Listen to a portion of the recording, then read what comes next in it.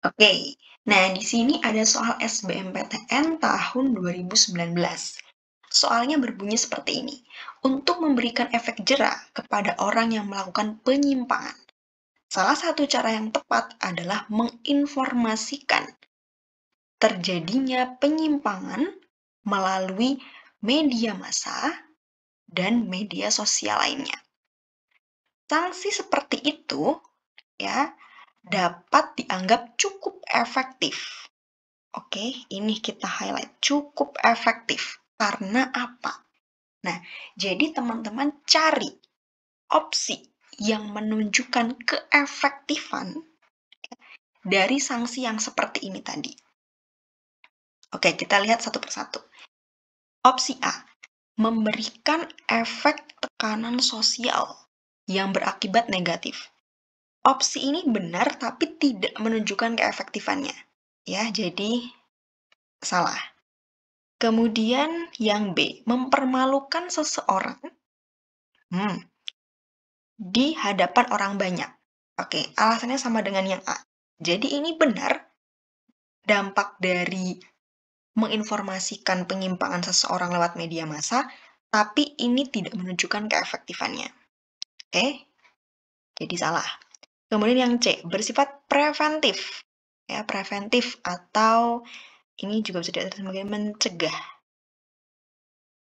Agar tidak terulang lagi penyimpangan yang sama. Nah, ini berarti alasan yang bisa dibilang cukup efektif ya. Kita keep dulu. D, bersifat koersif karena dilakukan melalui kekerasan. Nah, ini kekerasannya umum ya, general. Jadi, kekerasan verbal atau fisik. Karena kalau konteksnya lewat medsos atau media massa, itu bisa sih kekerasan tapi verbal. Nah, karena ini belum jelas, jadi kita skip aja.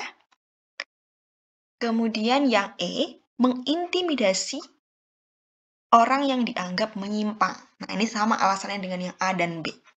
Benar, tapi tidak menunjukkan keefektifannya. Berarti ini salah. Oke? Nah, untuk soal ini jawaban yang paling tepat adalah yang C. Ya, sanksi seperti itu dapat dianggap cukup efektif karena bersifat preventif. Nah, semoga membantu teman-teman. Kita masuk soal yang kedua. Ini dari UTBK tahun 2022. Masih agak seger ya. Seorang laki-laki melakukan pelecehan seksual terhadap perempuan. Warga sekitar yang mengetahui hal tersebut memberi sanksi tegas. Ya, karena dianggap melanggar norma. Oke. Tindakan laki-laki tersebut termasuk dalam penyimpangan sosial apa? Oke, jadi macam-macam penyimpangan sosial dan teori-teorinya itu lumayan banyak ya, teman-teman. Kita coba sambil review dari setiap opsi yang ada di sini. Yang pertama, penyimpangan sosial yang bersifat struktural. Oke, struktural ini berarti penyimpangan itu terjadi secara terstruktur. Misalnya kayak gini ya. Misalnya anggap aja ini kayak organisasi atau semacamnya ya, jajaran dan lain-lain gitu. Nah, orang-orang di sini itu bisa melakukan penyimpangan karena apa? Karena yang atasnya gitu, itu juga menyimpang. Atau yang atasnya ini memberikan izin. Nah, sehingga yang bawah-bawah ini juga bisa melakukan hal yang sama gitu atau hal yang serupa. Nah, lalu opsi yang B, penyimpangan sosial yang normatif. Itu berarti penyimpangan sosial yang dianggap menyimpang karena tidak sesuai dengan nilai dan norma. Ya, ini penyimpangan sosial normatif. Kemudian penyimpangan sosial fungsional. Ya, berarti dia dianggap menyimpang karena tidak sesuai dengan fungsi yang seharusnya.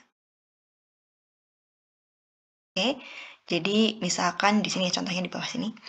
Misalkan seharusnya gitu, hukum itu menegakkan keadilan. Tapi apa yang terjadi? Hukum justru tidak menegakkan keadilan. Nah, di sini artinya ada nih penyimpangan fungsi. Oke. Kemudian yang D, penyimpangan sosial primer. Nah, primer ini berarti penyimpangan sosial yang baru dilakukan sekali.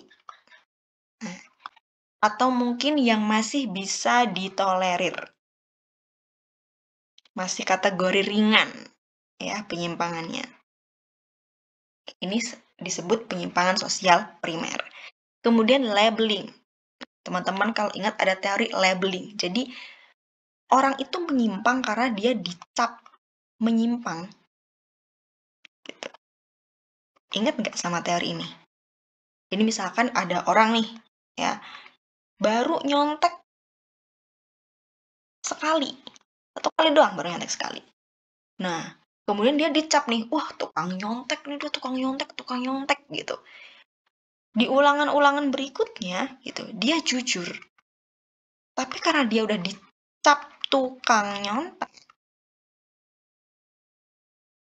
dia jadi kayak, ya udah sih, ngapain aku jujur? Gitu. Dia nggak jujur lagi. Kayak, ya udah, aku jujur pun dianggap tukang nyontek. Aku nyontek aja sekalian terus-terusan. Gitu. Oke, ini yang labeling. Nah, kalau dari soal ini, sebenarnya udah cukup jelas ya teman-teman, ada kata ini, dianggap melanggar norma. Oke, nah berarti jawaban yang paling tepat adalah yang B, penyimpangan sosial normatif. Karena di sini pelecehan seksual dianggap tidak sesuai dengan nilai dan norma. Oke, yang B. Semoga membantu teman-teman.